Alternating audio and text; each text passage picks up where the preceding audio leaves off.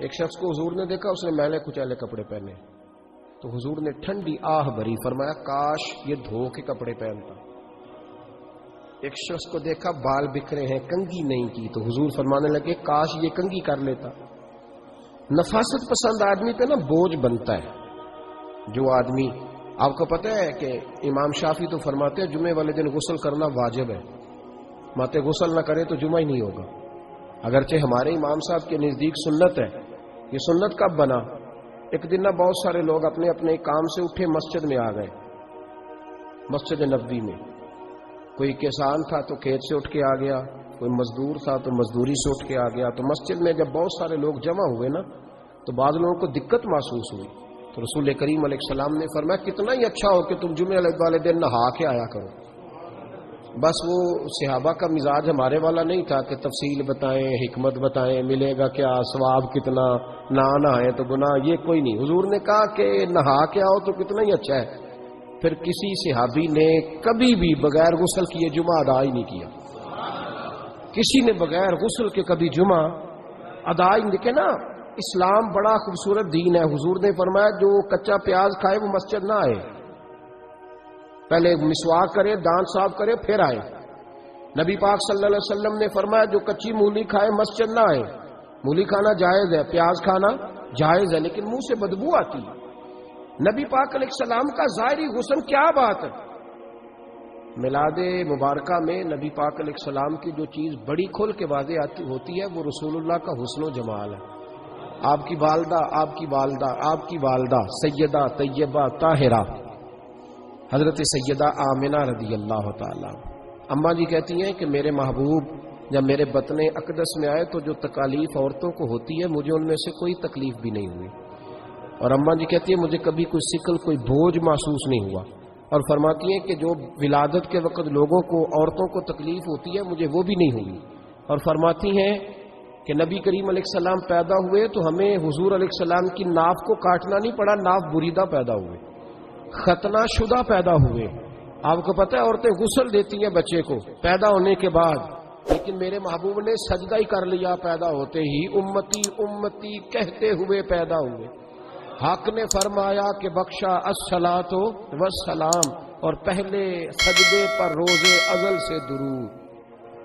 میرے امام فاضل بریلوی کا جو انداز تکلم ہے نا اس کی بھی حد ہی کوئی نہیں، کوئی حد ہی نہیں، کہاں تک ان کی محبت جاتی۔ کہنے لگے پہلے سجدے پہ روز ازل سے درود، یادگاری یہ امت پہ لاکھوں سلام، یادگاری یہ امت پہ لاکھوں سلام۔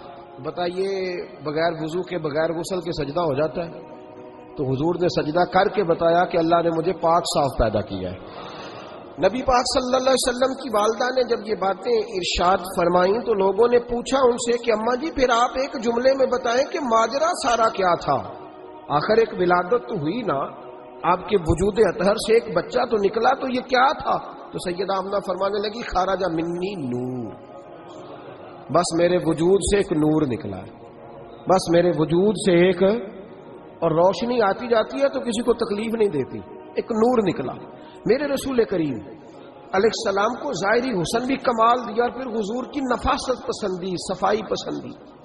نبی پاک جب بات کرتے تھے نا تو حضور کے دانتوں سے نور نکلتا، اس کے باوجود حضور ہر وضو کے لیے مسواک کرتے۔ میں نے ہر نماز کے لیے نہیں کہا، میں اپنے لفظوں کا ذمہ دار ہوں۔ کس کے لیے بولے آپ حضرات؟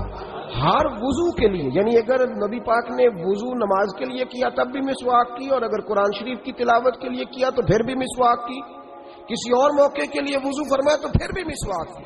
اور سیدہ عائشہ فرماتی ہے جب بھی حضور گھر سے نکلنے لگتے پہلے مسواک فرماتے، حالانکہ رسول پاک کے دندان اقدس تو نور والے تھے، ضرورت ہی نہیں تھی ہماری تعلیم کے لیے نفاست پسندی۔ ایک بات میں نے شروع کرنی ہے پر آپ نے ناراض نہیں ہونا، پہلے وعدہ کر لیں، جڑے نہیں بولے انہوں نے نکیر آتا ہو جانا ہے، چلو ہو جائے جی کوئی گل نہیں، خیر ہو جائے آپ ناراض۔ نبی پاک نے بڑی مونچھیں نہیں پسند کی، حضور کو اچھی نہیں لگتی۔ ایک بات پوچھتا ہوں آپ سے، یہ درد دل ہے میرا اور صرف سمجھانے کے لیے عرض کر رہا ہوں، کوئی تنقید نہیں، اللہ تعالیٰ مجھے نیت کا وضو عطا کرے۔ ایک بات بتانا، اگر بہو کھانا پکا کے لائے اور سالن سے بال نکل آئے تو پھر اس کا کیا حال ہوتا ہے؟ کئی تو بوڑھے پلیٹ اٹھا کے دیوار میں مارتے ہیں، ایسا ہی ہوتا ہے نا، یہ کیا ہے؟ اور اگر کبھی روٹی سے نکل آئے تو بیوی صاحبہ کا کیا حال ہوتا ہے؟ یہ کوئی طریقہ ہے کھانا پکانے کا؟ اور اللہ تعالیٰ معاف کرے، اگر کبھی ہوٹل میں چلے جائیں امیر لوگ 15,000 کا ڈنر کرنے، تو وہاں کسی سالن کی پلیٹ سے بال نکل آئے تو پھر تو پیسے کیا دینے ہیں، پھر تو ان کو اور جرمانہ ہو جاتا ہے۔ یہ تو سارے بال نکل آئے تو مشکل، اور ویسے بھی جو نفاست ہے نا طبیعت کی، اس پر بوجھ بنتا ہے، بال کھانے میں ہو آٹے میں ہو تو بوجھ بنتا ہے۔ تو بڑی مونچھوں والا دوست بھائی بزرگ جب پانی پیے گا تو بال پانی میں جائیں گے کہ نہیں جائیں گے؟ حکیم اور ڈاکٹر کہتے ہیں کہ کینسر کے مرض کا خطرہ ہے۔ اب باقی بھی راضی نہ ہو، حضور نے بڑی مونچھیں بھی پسند نہیں کی اور چھوٹی داڑھی بھی پسند نہیں کی۔ حضور نے فرمایا داڑھیاں بڑھاؤ، مونچھوں کو پست کرو، مشرکین کی مخالفت کرو۔ اور ایک مقام پہ رسول پاک علیہ السلام نے یہاں تک فرمایا کہ جو مونچھیں پست نہیں کرتا وہ ہم میں سے ہے ہی نہیں۔ اتنے سخت لفظ۔ ایک صحابی تھے، آپ یقین کریں نا، کئی دفعہ دوستوں کو کہنا پڑتا ہے، اور کئی دفعہ نا مجھے محسوس ہوتا ہے کہ یار ہم روز ہی کہتے ہیں، لیکن کہتے پتہ کیوں ہے کہ بوجھ بنتا ہے وہ بندہ جو اس طرح کی تباہ کے ساتھ آتا ہے، جو حضور نے پسند نہیں کیا۔ ایک شخص نبی پاک کے سامنے آیا، قاضی عبدالدائم دائم صاحب نے لکھا ہے، بڑی خوبصورت بات لکھی ہے، کہنے لگے حضور کے سامنے وہ اکثر آیا کرتا تھا تو مونچھیں بڑی تھی، حالانکہ داڑھی بھی بڑی تھی، مونچھیں بھی بڑی تھی۔ 2-4 دفعہ حضور نے باتوں باتوں میں تات اللفظ سمجھایا، کچھ بندے نہیں سمجھتے، تات اللفظ سمجھاؤ یا بڑا کھول کھول کے سمجھاؤ پر بات سمجھنے کو تیار نہیں ہوتے۔ پتہ نہیں کیا ایسا حسن ہے بھئی، جو حسن نبی پاک نے پسند نہیں کیا وہ کبھی حسن ہو سکتا ہے، کبھی خوبصورتی ہو سکتی ہے، وہ کسی کا ذاتی کلچر تو ہو سکتا ہے پر دین کی تہذیب نہیں۔ نبی کریم علیہ السلام نے کئی دفعہ سمجھایا تو ان کی سمجھ میں بات نہ آئی۔ ایک دن وہ بیٹھے ہوئے تو حضور نے ایک صحابی سے فرمایا کینچی لاؤ، کہنے لگے میں سمجھ گیا کہ میرے ساتھ کچھ ہونے لگا ہے۔ ساتھ ہی حضور نے فرمایا ایک مسواک بھی لانا، کہنے لگے میں نے کہا بچت ہو گئی، میرے تو دانت صاف ہے۔ تو یہ شاید اس کی بات ہونے لگی ہے جس کے دانت بھی ٹھیک نہیں۔ دونوں چیزیں جب آ گئی نا تو حضور اٹھے اور نبی پاک نے مسواک ان کے ہونٹوں پہ رکھی، اسی سے آبی ہونٹوں کے اوپر مسواک رکھ کے تو اوپر سے حضور نے منہ سے کاٹ لی۔ فرمایا یہ نہ ایسا کرو، یہ چیز مجھے پسند نہیں ہے۔